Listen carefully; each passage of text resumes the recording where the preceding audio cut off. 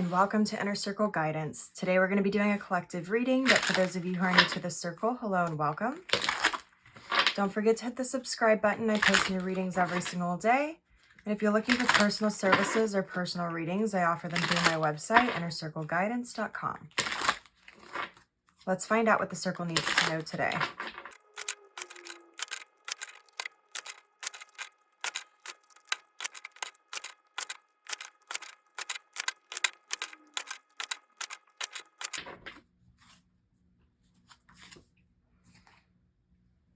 We have the Page of Swords. We have the Ten of Cups. We have the Four of Wands.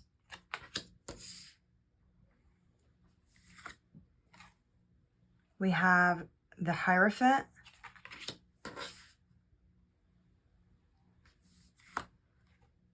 We have the Knight of Pentacles. We have the Page of Pentacles on the bottom of the deck.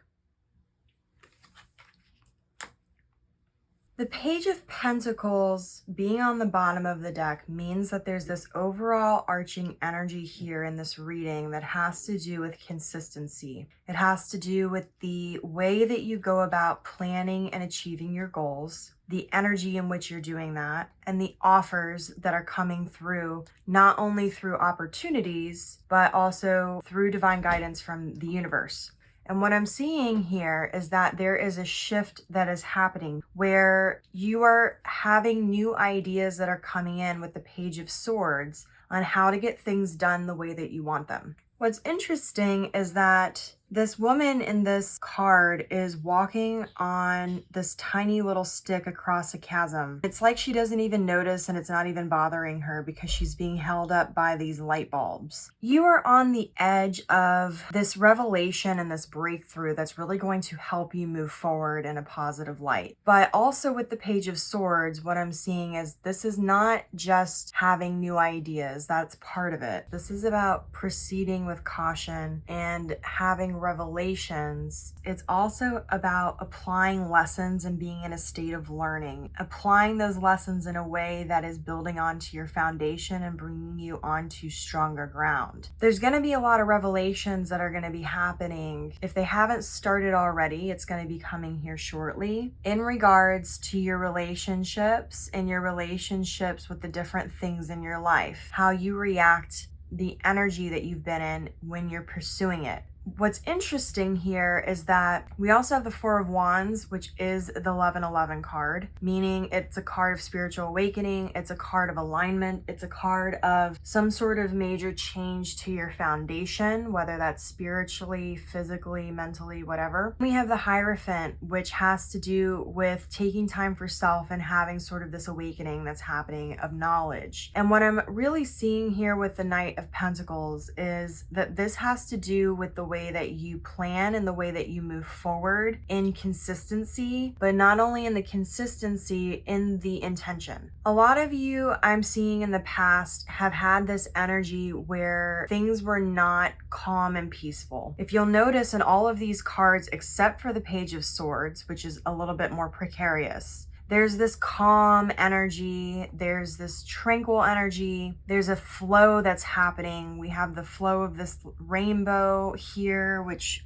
kind of looks like a hammock, but I'm not really sure if that's for sure what it is. But there's just this flowing energy. There's more of an allowing energy here. It's the same with the Four of Wands. We have these two women who are just kind of dancing, going with the flow. The wind is blowing through their hair. With the Hierophant, he's laughing and sitting very calm and peaceful. There's these stairs going from the bottom up to enlightenment. And with the Knight of Pentacles, he's walking along the grass with no shoes. His horse is just slowly trotting along and they're just sort of taking their time on their journey. It's interesting because there's a hint here with the Page of Swords that things were not always this way. In the past, there was an energy of things being a lot more precarious, of you sort of being on a tightrope, and at any minute you could tilt either direction and fall over, of a foundation being shaky, of things not being peaceful and tranquil, of there being more of a forceful energy. I'm seeing that in the past, when it comes to the way that you manifested things, it was very much this masculine energy of giving, where you may have constantly been overgiving in your work, or overgiving to your manifestations, or overgiving to your family and your relationships, because you kept trying to force certain things to happen. And what happened when you did that is you were met with receiving things from the same sort of energy. So there was never really full fulfillment and peace there. A lot of the things that you were forcing to happen ended up being temporary, because a lot of it was you holding on to the attachments that prevented you from releasing the things that were not meant for you, or prolonging things that had expired from your current timeline. What I'm seeing now is there's this allowing that's happening. There's this becoming energy where you are stepping into a much more peaceful way of manifesting things, where you are allowing what's meant for you to come to you. But to be clear, that's not the same thing as being in a waiting energy. It's not that you're waiting. It's that you're starting to recognize that you don't need a tremendous amount of force to get tremendous results. And what you're starting to recognize is that consistency ends up creating tremendous results. And if you'll notice here, the Knight of Pentacles has these like pentacle, I don't know if they're meant to be shields or what they are exactly, but there's different sizes of them moving in a line with different colors. And there's different bowls here that are different sizes and different colors. There's this energy here of things moving with consistency, but in different areas with different amounts of energy that are building on each other. Even here in the Page of Pentacles, she's holding this pentacle and she's standing on another one that's much bigger in a different color. You can have amazing and huge results with consistency instead of force. It doesn't require a lot of force. And oftentimes, when you know you are in alignment with something, there will be sort of these fears and worries and this resistance towards it, but there'll also be this knowing that things are going to be okay, and this excitement to still do whatever it is. A lot of you are starting to tune into that energy. With the Four of Wands, we have these two women that are coming together in the same sort of energy, and it is very much about the attraction of those energies. You are recognizing that you don't have to do these huge amounts of force to make things happen. And if you think about it, all of you have probably at least seen one space movie in your lifetime. In space, because there's no gravity, so let's say you are sitting in one spot like this, and then you were to have something run into you, or you were to say turn on your jetpack, and it creates energy enough to move you in a direction. But once the energy happens, you would continue to move. That's kind of the energy of this manifestation that's happening. It's like you recognize that if you start the energy, that is the catalyst. And then you will continue to move as long as you continue to have those little bits of energy and little bits of thought and things backing it. And it ends up creating a force that allows you to move in a somewhat straight line.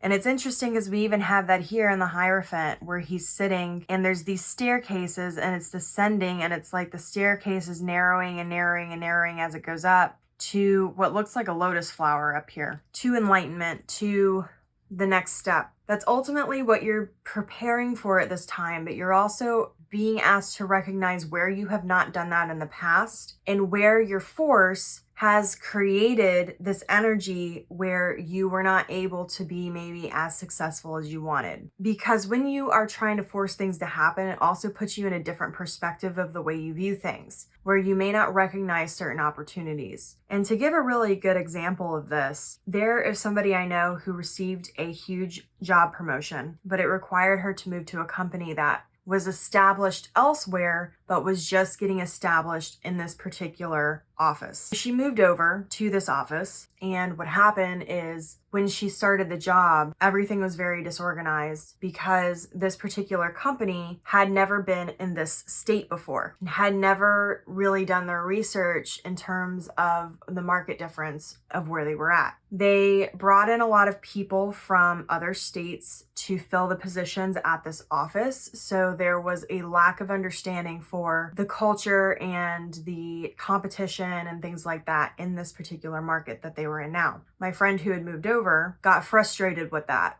because she really wanted this job to work. It was supposed to pay a lot of money. It was supposed to be this like big career changing thing for her. And she got so frustrated with the lack of training and the lack of them understanding the market that she actually walked away from the job. Later on, she came to recognize that if she hadn't been so forceful with things being a specific way, and if she hadn't only taken that perspective, what she actually could have done is she could have used her knowledge of everything, sat down with her team, and actually created an opportunity there to not only continue the job she had, but to actually get promoted because she would have provided so much value to that company by doing that it would have elevated her to the next tier almost automatically. But she missed out on the opportunity because she kept trying to force things to happen a certain way. When I say you're going to start recognizing new ways to get things done the way you want them, that's kind of the stuff that I mean. So you need to be on the lookout here for things that may be blessings in disguise, or things that you may want to be a specific way and are trying to force